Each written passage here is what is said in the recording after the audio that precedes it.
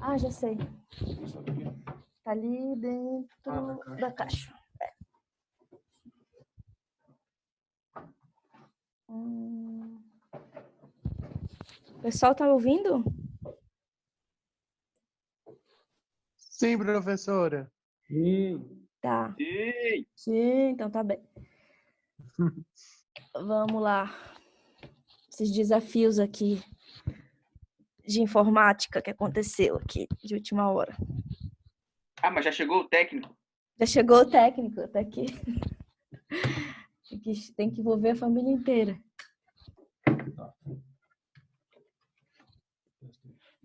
Tendo técnico em home office, tá bom. Tá tudo certo. Então tá. Então, gente, eu vou voltar aqui a compartilhar com vocês. Engraçado, eu fiz uma reunião ontem. Foi ontem, anteontem. E eles não me cortaram. Então, por isso que eu estava crente que ia dar certo. Mas tudo bem. Vamos lá. Sobrevivemos.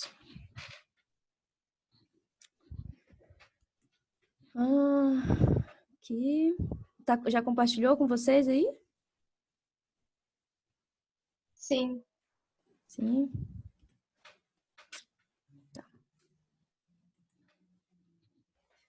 Então, o que eu estava explicando para vocês, né? Essa figura aqui parece difícil, né? Mas aí é só ir olhando com carinho, aos poucos. Então, a fase inicial, tudo aquilo que eu falei, né? Vou repetir aqui bem brevemente.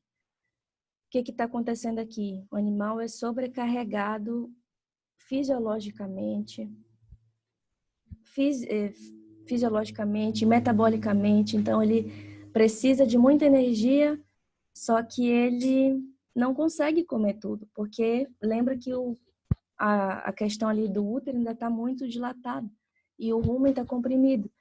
E combinado a isso, esses fatores do animal não conseguir comer o que ele precisa, né?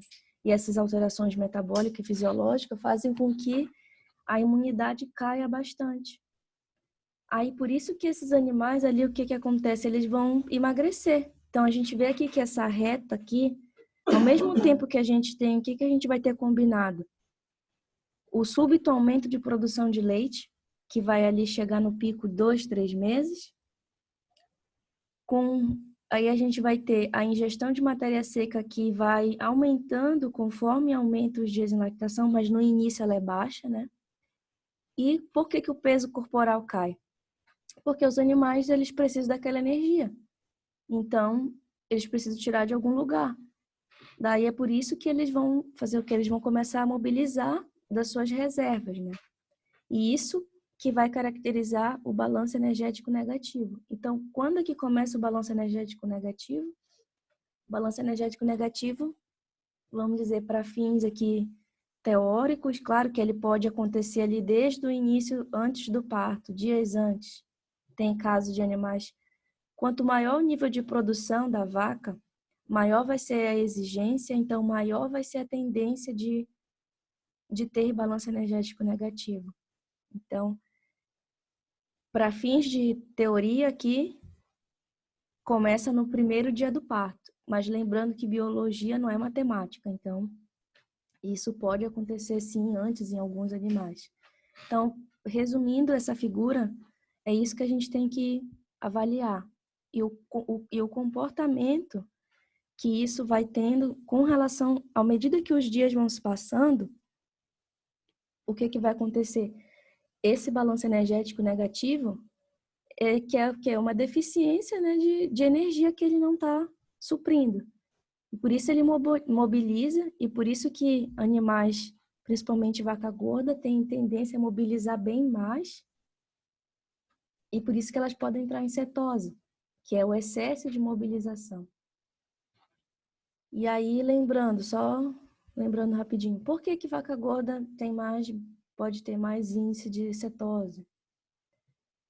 Essa aí é uma relação que tem mais a ver com quando o animal tende a ser obeso, que ele tem muitas células adiposas, ele também tem uma maior circulação de um hormônio chamado leptina, que circula mais. Essa circulação desses hormônios fazem com que o animal não consiga ingerir com facilidade. Então, ele cai mais ainda o consumo. Então, por isso que esses animais podem vir a ter cetose. Mas aqui, voltando para a figura, o que a gente observa? Depois que esse balanço energético passa, por que o balanço energético passou? Porque diminuiu ali, já teve a involução uterina, também aquele estresse do pós-parto, de mudança de alteração fisiológica já está se estabilizando, e com isso o animal consegue ingerir mais alimento, consegue ingerir mais matéria seca. E isso aí são curvas combinadas, né? À medida que ele aumenta aqui a produção à medida que ele consegue comer mais, ele também consegue produzir mais leite. E aí, como ele já não está mais, como ele já supre o que ele come, supre a energia dele, então ele não precisa mais mobilizar. Então, por isso que o peso, ele começa a se estabilizar. Também, aí como a gente pode ver ali, qual que é a tendência do final da lactação? Que quando o peso, né, estabiliza, quando a questão do peso estabiliza, combinado, que o animal ainda está ali ingerindo bastante boia, e a produção de leite agora ela já não tem uma tendência muito elevada, ela já começa a cair, aí o que vai acontecer? Essa energia que vai estar entrando ali, os animais vão estar ganhando peso. Então, vai ser só um deslocamento ali de energia, né?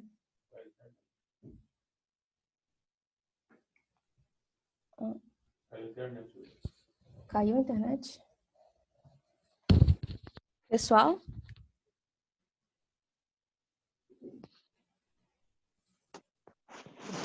Fala, Oi, tá tudo professora. certo? Não tô Eu ouvindo. recebi uma mensagem aqui dizendo que tem gente num outro link. Acho que ah, tá. Entrou agora essa mensagem. Mas tá tudo certo, né? A gente tá em 10 pessoas aqui. Não caiu a internet. Não. Não. Então tá. Então vamos analisando essa figura, eu já descrevi para vocês. O que a gente tem aqui? Os animais tendem a ganhar peso durante a fase inicial da lactação devido à alta ingestão de alimentos? Completamente errada, né? Eles não tendem a ganhar peso porque eles nem conseguem ingerir muito a questão de alimentos no início. A capacidade de ingestão de matéria seca diminui após os primeiros meses de lactação? Não. A capacidade de ingestão de matéria seca, olhando aquele gráfico, ela tende a aumentar. Então, é só uma questão da gente interpretar, né, o gráfico. O balanço energético negativo se acentua com o passar dos dias em lactação? Não. Não se acentua, né? Ele tende a diminuir o balanço energético negativo. No final da lactação, os animais tendem a perder peso? Não, eles tendem a ganhar peso, sobretudo se eles continuarem comendo ali muita energia e fazendo pouca produção, então para algum lugar é a mesma coisa, gente. Quer emagrecer, tem que se movimentar mais do que come. Se tu começa a ingerir muita coisa, muita energia, esse período de quarentena aí, que a gente está em confinamento, comendo tudo que tem em casa, a gente vai ganhar peso. Por quê? Porque essa energia ela vai para algum lugar. Então, no caso, a gente vai estocar, né? Mesma coisa com os animais, eles não estão mais produzindo tanto. Então, a energia que eles vão comer, ela vai ser destinada ao ganho de peso. E aí, o que acontece? A vaca gorda na secagem, o que vai ter lá na frente nos esperando? Uma grande chance de ter um animal com cetose. Então, a alternativa certa aqui é esperado que no início da lactação, os animais percam peso em função da baixa capacidade de ingestão, coincidindo com o súbito aumento de produção de leite. Vamos para outra também, sobre balanço energético negativo. Então, falei já bastante, né, de balanço energético negativo. A alternativa correta é: o que é o balanço energético negativo? São fatores que acentuam o balanço energético negativo. O rápido crescimento fetal, o desenvolvimento da glândula mamária, síntese de colostro e rápido aumento de produção de leite. Está correto, é essa a alternativa. Por que que as outras não estão certas? O acetato é a principal fonte de glicose que mantém a energia para a produção de leite? Não. Lembra que é aquilo que a gente tem que fornecer para a vaca, como é que é o nome? Aquele drench lá? É propilenoglicol. Então, o propilenoglicol, ele faz o quê? Ele vai virar no rumo propionato e não o acetato. Então, está errado. Durante o balanço energético negativo, os animais aumentam consideravelmente seu consumo de matéria seca? Não, é errado, né? Eles, muito pelo contrário, diminui. A lipomobilização é saudável para o organismo e não representa riscos para os animais? Ela acontece, mas ela não é saudável, né? Porque até que se isso se acentuar, ela é fisiológica, mas se ela se acentuar, ela apresenta sim risco. Espera-se que os animais ganhem peso durante esta fase? Não, ao contrário, né? Sobre o manejo alimentar no pré-parto, assinale a alternativa correta. O ideal é manter vacas primíparas junto com multíparas, pois isso faz com que as primíparas aumentem o consumo. Não, muito pelo contrário. Se a gente puder separar lote de primípara com multípara, principalmente no pós-parto, é o ideal, porque existe muita questão de competição ali dos animais e geralmente as primíparas elas entram em desvantagem e elas precisam muito de suprir a sua necessidade, porque esse animal aqui, além de produzir leite, ele ainda está em crescimento. Então, é muito importante garantir o adequado consumo das primíparas. Fornecer a dieta DECAD por todo o período seco previne a hipocalcemia? Não é o ideal, né? Não é o correto. Porque todo período seco é o quê? 60 dias. Então, e quanto tempo a gente tem que fornecer a dieta DECAD? É 21 dias antes do parto. Deve-se evitar a sobrepopulação no consumo alimentar durante o pré-parto, além de atentar à disponibilidade de camas e do espaçamento do coxo. Gente, eu marquei errado essa questão, mas a questão certa é essa aqui, ó. Aqui que a gente tem que cuidar, sim, não pode ter muita gente, muita vaca ali no mesmo lote. E a gente tem essa coisa ali da cama, né, e cuidar isso. O estresse calórico possui pouca influência no período seco? Tá errada. Então, depois eu altero aqui para vocês, mas a alternativa certa é a C, tá? O estresse calórico, como eu mostrei para vocês, tem muita influência, assim, no período seco, que tem muitos trabalhos já mostrando isso. Então, esse outro gráfico. Gente, aqui, esse gráfico, eu acho assim, o que eu falei no outro passado, né? Ele praticamente já serve para vocês entenderem, assim, o que é que aqui, como é que a gente precisa. Eu pedi para vocês escreverem a figura, né? Não esquecendo de mencionar, né? Exigências nutricionais, que ela vai o quê? Aumenta ali no primeira fase inicial. A exigência nutricional, ela é maior no início da lactação, aí ela vai diminuindo ali na metade da lactação, e no final da lactação ela é menor ainda. O consumo é o contrário, ele começa devagar, né, e ele vai aumentando. O peso corporal cai e depois ele começa a aumentar, né? Fase de lactação, como é que essas transformações ocorrem durante as fases de lactações, né? E o balanço energético negativo é aquilo que acontece ali no início do parto, que pode durar ali 1 mês, 2 meses, tá? Eu vou passar para as outras questões e no final, se alguém tiver mais dúvidas sobre isso, a gente volta. Que como eu já falei bastante na outra figura. Então, as outras questões aqui, né? Sobre os principais desafios no pós-parto, né? Uma dúvida recorrente é quando a gente tem essa questão, se a gente prioriza uma dieta com mais ou menos volumoso. Então, isso eu abordei essa polêmica com vocês, né? E aí eu pedi aqui para vocês, explique as principais vantagens e desvantagens de você priorizar uma dieta com mais volumoso ou menos, né? E depois aqui, qual o melhor manejo que a gente tem que fazer no sentido de a gente precisa priorizar a ingestão de volumoso ou a ingestão de alimento concentrado. Daí eu vou voltar para vocês aqui no slide, né? Que o que eu queria que vocês explicassem as vantagens, né? E que a gente tem que pensar é que se a gente tem essas duas situações. O animal, ele tem ali no início da lactação, ele precisa de muita energia, né? Para poder suprir a produção de leite, né? Então, ele precisa de um alimento que seja mais denso energeticamente. E qual que vai ser o benefício da gente ter essa dieta mais concentrada? Basicamente, a gente vai ajudar o organismo a ter mais energia.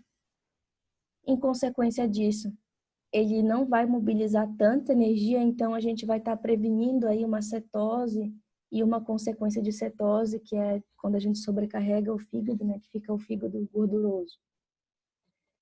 Já se a gente opta... Ah, caceta. Desculpa, gente. Se a gente opta por fazer uma dieta com mais volumoso em detrimento da energia, o que a gente vai ter? A gente vai ter aqui uma tendência, né, uma vez que a gente não vai dar tanta energia para ele, né?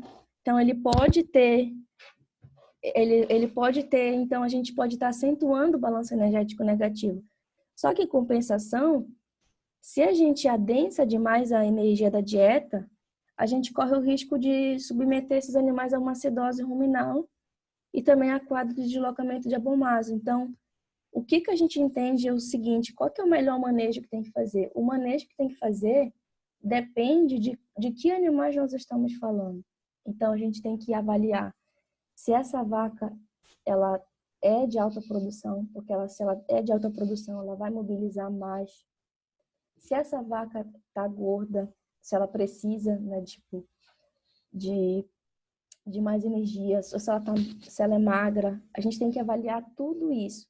E o correto aqui a ser feito é priorizar um equilíbrio entre você fornece, como é que é esse equilíbrio? Eu forneço o concentrado, só que o concentrado, como ele tem essa tendência de ser rapidamente fermentado, e isso pode gerar acidose, eu não posso ir de uma vez e botar um monte de concentrado.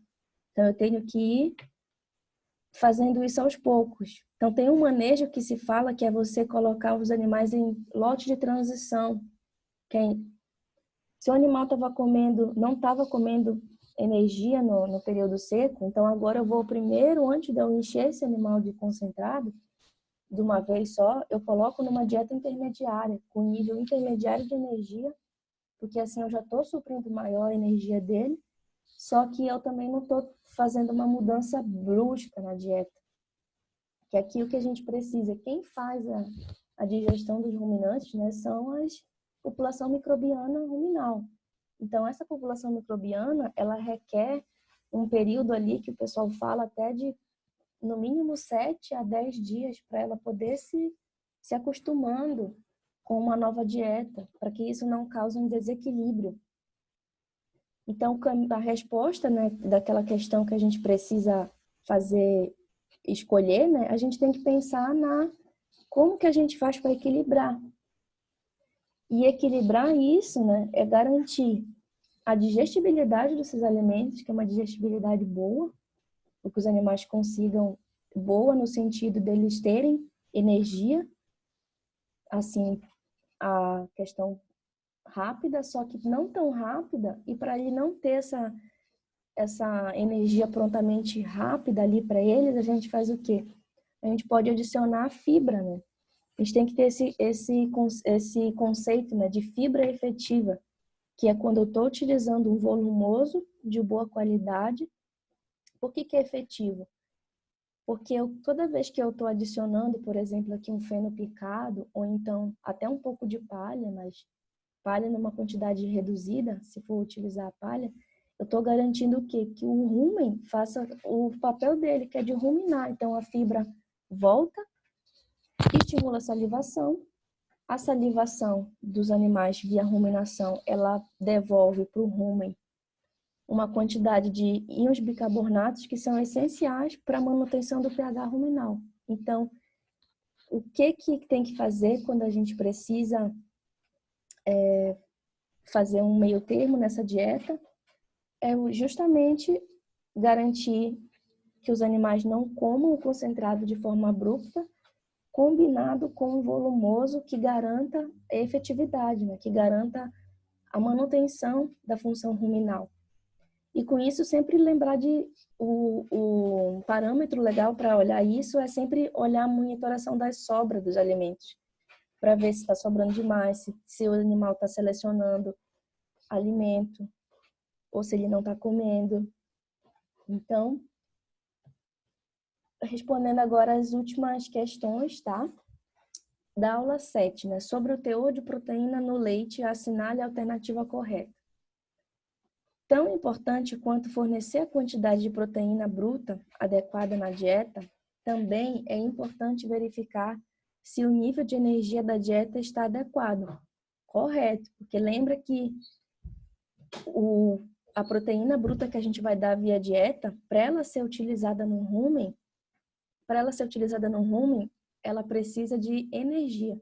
Então, se chegar proteína bruta e não chegar energia junto, essa proteína ela vai ser ineficiente. É essencial que níveis de proteína e energia cheguem ao rumen ao mesmo momento, pois assim teremos maior eficiência em formar proteína microbiana. Correto. Essa proteína microbiana, lembrando que ela vai ser utilizada depois, ela vai para o intestino, e no intestino, no rumen, ela é formada. Quando ela vai para o intestino, parte dela vai ser utilizada tanto para suprir a proteína para o organismo do animal, quanto para a produção da proteína do leite. A proteína microbiana é gerada a partir da porção da proteína que foi degradada no rumen. Correto. A proteína bruta da dieta, parte dela é degradada no rumen, que vai garantir a formação de proteína microbiana, e outra parte da proteína bruta vai ser degradada lá nos intestinos, então, que é a proteína não degradada no rumen. Deve-se checar se a maneira como se está fornecendo a energia da dieta é de fato eficiente, de forma que os animais consigam utilizar. Correto, isso aqui. Não adianta dar muita energia, aquela questão do milho, do processamento do milho que a gente viu, né?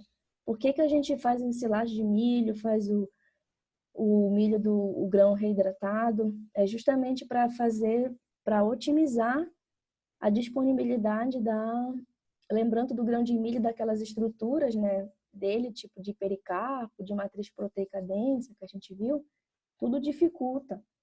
Então, além de fornecer a energia, né, no caso do milho, que a maior parte dele é amido, que ele é prontamente uma energia, né, a gente precisa ver se ele está sendo disponível. Então, nessa questão, todas as alternativas anteriores estão corretas. Sobre a importância do processamento do grão de milho, assinale a alternativa correta. O grão de milho dispensa processamento, uma vez que já contém alto teor de amido. Errado. Uma vez que o teor de amido está lá, mas o problema é, a gente vai conseguir acessar?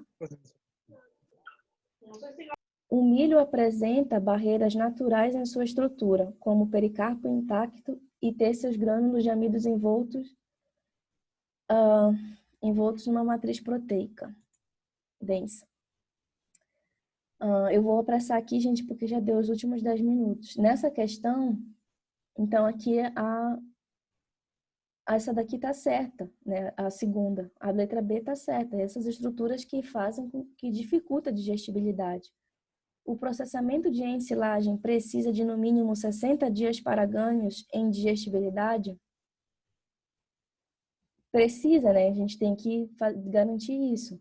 Ao processar o grão de milho, estamos facilitando a área de superfície para que a população microbiana ruminal consiga se aderir com facilidade e assim iniciar o processo fermentativo? Sim, é a intenção quando a gente faz o processamento. É justamente diminuir o tamanho ali das partículas do milho e isso faz com que as bactérias consigam chegar com mais facilidade.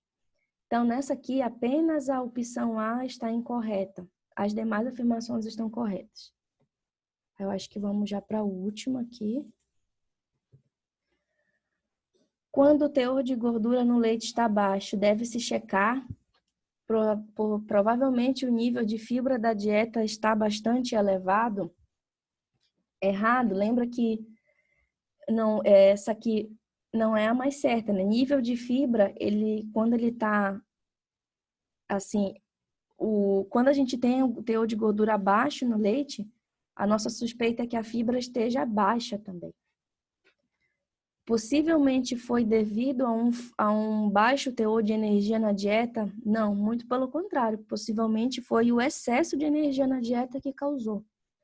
Deve-se checar se os níveis de fibras não estão baixos demais? Pode ser, tá meio correto isso aqui, né? Deve-se checar se a gordura na dieta do animal está adequada? Não, não tem muito a ver. Não é por aí. Então, a alternativa certa é a E. Deve-se checar os níveis de energia da dieta se estão demasiadamente elevados, além de verificar se os níveis de fibra da dieta estão baixos. Então, essa aqui que é a certa, né? Então, geralmente, a gente checa as duas coisas. A gente checa que quando a gente não tem o volumoso adequado, a gente cai pH ruminal e isso atrapalha na microbiota ali e, de uma maneira geral, isso reverbera em baixa teor de gordura no leite. E se associado com muito concentrado na dieta, também geralmente a gente tem essas duas situações. Muito concentrado e pouco volumoso. Ou volumoso que não está sendo efetivo, ou volumoso que está picado muito grosso e a vaca não consegue e não come porque ela começa a selecionar. É uma palha. Gente, eu termino aqui o exercício. A gente tem 7 minutos, 6. Eu vou olhar aqui se tem alguma pergunta que a gente possa conversar, mais alguma coisa.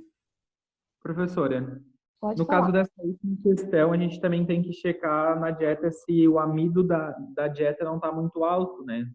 Para ver nível de gordura. Isso, Isso, no caso aqui, falou o nível de amido, né? Aí aqui a gente coloca o que eu quis dizer aqui, né? Deve-se checar o nível de energia, porque justamente o amido, ele é uma das fontes de energia que a gente mais vai utilizar na dieta, né? Mas não é somente o amido. Às vezes tem gente que usa a polpa cítrica, né? Que ela tem uma composição diferente. Ela também dá uma energia, mas não é com tanto amido. Por isso que eu coloquei energia, mas está correto. Como a gente usa muito o milho, né? Que o milho, 72% dele é amido, é isso aí que está correto. O que eu quis dizer aqui, eu coloquei energia e dentro de energia tem um amido. Mais alguma coisa, gente? Vou olhar o chat aqui. Como é que eu não consigo abrir o chat? Chat, cadê? Tá. Gente, alguma outra pergunta aqui que vocês queiram fazer? A gente tem uns minutinhos. A prova tem quantas questões, professora? A prova tem... Olha, gente, como é de marcar, né? Eu pensei em colocar, né, ali, eu tenho mais ou menos cada questão valendo meio ponto, tá? Tá, tem uma pergunta aqui do tamanho de fibra, tá? Gente, a prova de vocês vale 9, tá? Tem aqueles exercícios que eu passei para vocês no início, né, que eu pedi para entregar. Depois eu mando uma mensagem no grupo explicando melhor isso para vocês, tá? Para eu falar aqui dessa questão. O tamanho de fibra, o tamanho ideal dele, de cabeça eu não sei te dizer. Porque assim, não é bem assim do tamanho ideal, mas sim da gente mesclar. A gente vai ter... Eu posso ver isso aqui depois se tem, qual é que é a recomendação do tamanho mesmo certo, né? Mas quando a gente pensa em tamanho de fibra, o que a gente tem que evitar? A gente tem que evitar que encha a dieta com aquelas fibras, tipo pedaço muito grande, ou então fibra minúscula que não consegue que o animal digere muito rápido, né? Então, por isso que o ideal é mesclar. Então, tem que mesclar fibra longa com fibra média e fibra curta. Agora, o tamanho exatamente de cada uma delas eu fico te devendo ali para uma próxima. Gente, se vocês quiserem, amanhã a gente pode fazer uma outra coisa para tirar dúvida também, antes da prova. Antes de eu liberar a prova, eu posso disponibilizar ali para vocês mais das 9 às 10, das 9 às 9h40, tá? Se vocês acham que precisam para a gente ver mais alguma coisa, vocês podem mandar no grupo depois, professor, acho que precisa. Igual eu vou estar disponível ali para tirar dúvida, porque depois que eu postar a prova, aí eu não vou poder tirar as dúvidas de vocês. Ó, acho que não precisa. Então, tá bom. Então, quem sentir necessidade individual, pode falar comigo individual ali, ó, professora. Mas então, aí, só que depois que eu liberar a prova, eu não tiro mais dúvida. Nesse período da prova, tá? Então tá combinado assim. Se amanhã alguém sentir necessidade de falar mais alguma coisa, tá? De tirar alguma outra dúvida, me mandem, né? E a gente marca ali um horário ali de 9 às... A prova fica disponível 4 dias. Vocês acham que tá tranquilo para 4 dias para fazer? Tipo, é uma prova, tá? A prova... Não, a prova só vai ser liberada, tá? Se ninguém tirar dúvida amanhã, aí eu posso liberar a prova cedo, né? Mas aí, como sempre tem alguém que pode vir querer falar alguma coisa, então eu vou liberar ali em torno de 10 da manhã, tá? Eu aviso para vocês, eu mando um aviso ali no grupo. E aí a prova vai ter, então, 18 questões, tá? De marcar, que aí aumenta a chance ali de vocês... Tá, tem gente falando que pode liberar antes. Tá, a gente vê conforme a necessidade, tá? Do pessoal. Que pode ter gente que tem dúvida, que não pôde estar presente hoje. E aí, então, eu prefiro dar esse tempo ali para quem quiser falar, tirar alguma dúvida. Então, gente, fiquem tranquilos, porque é mais ou menos nesse caminho, entendeu? Que a gente vai trabalhar nas provas. Vão ter 4 dias para fazer. Eu acho que vai estar tranquilo para todo mundo, né? Mais uma vez, antes de amanhã de manhã, se quiserem tirar alguma dúvida, eu estou disponível. E no Mais Boa Prova para vocês, vai ter quantas questões? Vai ser 18 questões, porque a prova vai valer 9, e então vai ser meio ponto cada questão. Que aí é mais melhor para vocês, mais melhor, é ótimo, né? Mas eu quis dizer que vocês... Pode errar, entendeu, gente? Mais tranquilo, eu acho que com 4 dias pode ser uma prova um pouquinho maior, né? Prestem atenção nessas figuras, tá, gente? Revisem ali a questão de figura, que vai ser um negócio importante. Questão da imunidade nas bezerras, tá? Questão da proteína.